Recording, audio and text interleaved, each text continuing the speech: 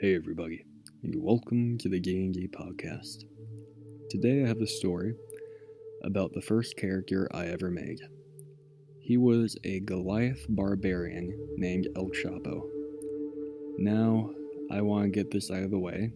Yes, El Chapo was the name of some drug kingpin in Mexico. I think he's in jail now. And at the time, there was a long-running joke about him in our D&D group. We thought it would be funny to name a character after him, so my first character became El Chapo, the Goliath barbarian. But it really had nothing to do with the actual person. Just want to go ahead and get that out of the way there. Now, he was actually a very interesting character. I had never played D&D before, so when I was playing as him, it was my first time doing a lot of stuff. I had to learn the ropes, and he was the character that taught me how to play a lot. At first I thought, well, I still do this for a lot of my characters, but I gave him a very deep and complex backstory. Basically, he had the urchin background, so I really built a lot around that, being raised on the streets, and he didn't really have much stuff like that. He had one friend, but well, he didn't really make it past a certain point. And there really wasn't too much that you probably haven't heard before. Now, El Chapo, he was my character for the campaign of the Tomb of Annihilation. And I think he fit pretty well, but that was probably because of the barbarian. Like I said, I have never played before, and I was intimidated by spellcasters at the time because if you look at the rules for casting spells, they're actually very simple, but they look very intimidating. So I narrowed myself down to the fighter, the barbarian, or the rogue. I just happened to choose barbarian. Well, it was more chosen for me, but it was kind of weird how all that went down. So when I finally created my character, and we all showed up for our first session, I didn't really know how I was going to play him. And I quickly had to find out because when we were introducing our characters, someone says I shoot a child. I covered that in one of my other videos, but the first thing we did when we got to an area, the DM was describing the layout and a child runs by. One of the guys just said, I take out my crossbow and shoot the child. That's when I found out, well, I guess I'm going to have to be a good guy. I tried to stop him, but since he already made the attack roll, there was nothing I could do. He hit the child, and thankfully he wasn't dead, but he only had 1 hit point left. Anyway, my character, he continued through Tomb of Annihilation up to a certain point. Now, there's going to be no spoilers for Tomb of Annihilation, but there is a part on the map where there's a fort. I'm not exactly sure what we were supposed to do, but we kind of derailed the campaign, so I really don't think this is a spoiler for it. I don't know what we were supposed to be doing with this fort, but I had these things called winged boots. So basically, I had the ability to fly.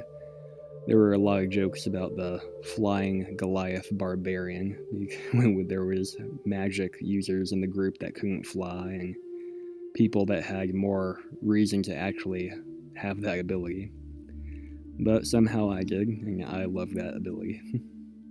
It came in really handy many times. So we approached this fort. It looked abandoned, so I flew up to see if there was anyone inside. Immediately, I get reeled with arrows. Thankfully, I was still enraged from our last combat, and I only took half the damage because I had Totem of the Bear. That's a subclass for a barbarian, which means I only took half damage when I was raging. And I immediately came down completely reeled with arrows, only a couple hit points left. And one guy in the group just kind of said, "Oh, was there anyone in there?" I just gave him a death glare and we moved on. Eventually, the DM made a homebrew camp in the middle of the woods, very close by. It was like a goblin war camp. They were warriors, soldiers, mercenaries sometimes if they were paid high enough. We entered the camp, and Tomb of Annihilation, if you run just regular XP system and regular random, how you say it, random loot generator. Well, not random loot generator, but the loot tables. With the stuff we were going against, we got some really good loot and a really high amount of money, or a lot of gold, essentially. And when we got to this camp, they offered to sell us stuff, war supplies. We were very interested. And when we realized how cheap some of that stuff actually is, we bought it up. And we actually kind of bought a small army because they said, well, things like the catapults they were selling us, they needed people to man them. So we also bought some of their officers and some of their henchmen. And, like I said previously, we bought the catapults. One guy bought a hippogriff, like the D&D equivalent of a hippogriff. It wasn't quite a griffin, but it was closer to the Harry Potter hippogriff, as I was saying. And we were also buying things like fire barrels to launch in the catapults. We also bought some horses, a carriage, and we loaded it with more fire barrels. We were ready for an all-out war, and then we realized, let's go back to that fort and blow it up. That was a really fun time, which will be its own story because of how long that would take to tell. But not too long after that incident, the DM took us all to the side, and he said, "Okay, guys, there's going to be an encounter coming up that may kill some of you, so I need you all to bring backup characters for the next session." I kind of asked the DM if it would be okay if my character left the campaign, because I actually was building my own campaign at the time, in which I needed him alive for. He said, yeah, if I can write him out of the story in a natural way. I kind of did, because he was never really on board with the whole go to the Tomb of Annihilation for 100 gold. And so basically he's just like, look everyone, this is really dangerous, and because of something, I don't remember exactly what happened, like right before, but he had a conversation with someone. I don't remember exactly what was said, but basically he wanted to do some soul searching, and he left the group. And after he left the group, the Tomb of Annihilation campaign continued. I became Corvus the Necromancer. I made a video about him/her, depending on the day. There's a video about my possessed necromancer. Anyway, when El Chapo left, he formed his own clan. It became the Chapo clan. And he was basically the guy at the beginning of my campaign that said, hey everyone, this is what's going on. I'll give you this much gold if you go complete this quest. He was the guy giving out the quests and giving the reward. After I had started writing that, though, I realized I wanted to give him more of a lore, more of a backstory. So he became a kind of brutal clan leader.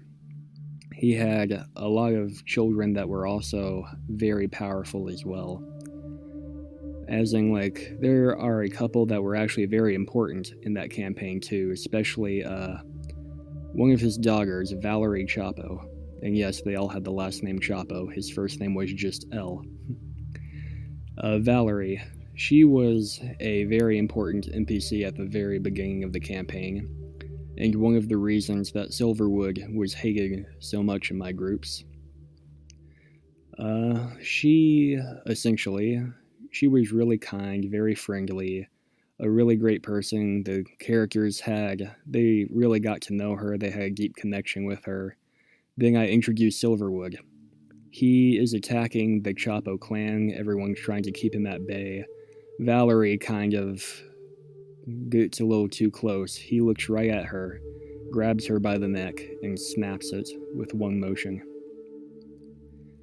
El Chapo never really got over that, and that's actually right after that. That's when he sends the adventurers on the quest to kill Silverwood.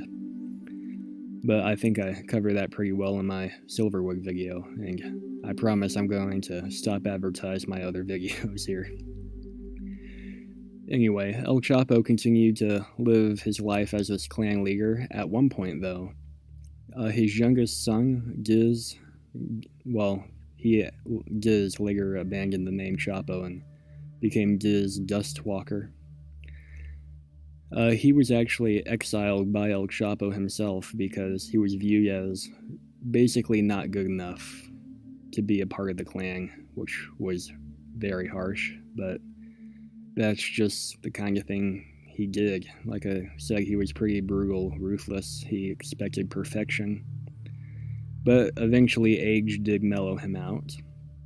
After a couple of decades of ruling this clan, he was very feared and became the driving force of the continent. Pretty much everyone, well, I say continent, but it's really just, it was probably the size of Hawaii. Like, it was probably just the size of Hawaii, if I'm being honest. Just a couple of islands in a cluster but they were all kind of interconnected because of how close they were, but they were still separated.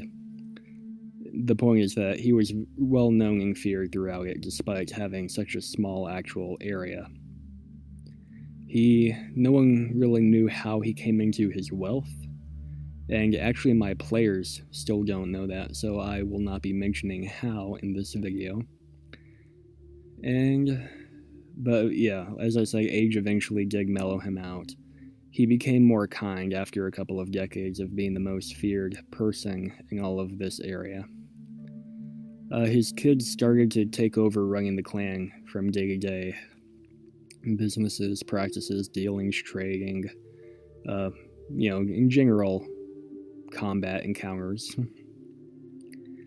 He eventually got to the point where he was almost senile. But he actually did live longer than a normal Goliath would. In the I believe it's not the player's handbook. Maybe it's Volo's Guide. But yeah, I believe it's Volo's Guide to Monsters that mentions that Goliaths usually don't live longer than 80 years old. He was about 90, and he was on his deathbed, but he was still hanging in there. Until one night, very late, a shadow snuck in through a window. He was unguarded and never noticed the knife come up to his throat as it was dragged across. He started to wake up, but it was too late by the time he did. He was killed by Giz. Years after his exile, he returned just to get some revenge. And that's when he died, and the clan sort of fell apart afterwards. His kids kind of went their separate ways, as well as their other members. And eventually they were lost to history, as a couple of games later, a couple of campaigns took place far into the future. There was a modern day campaign that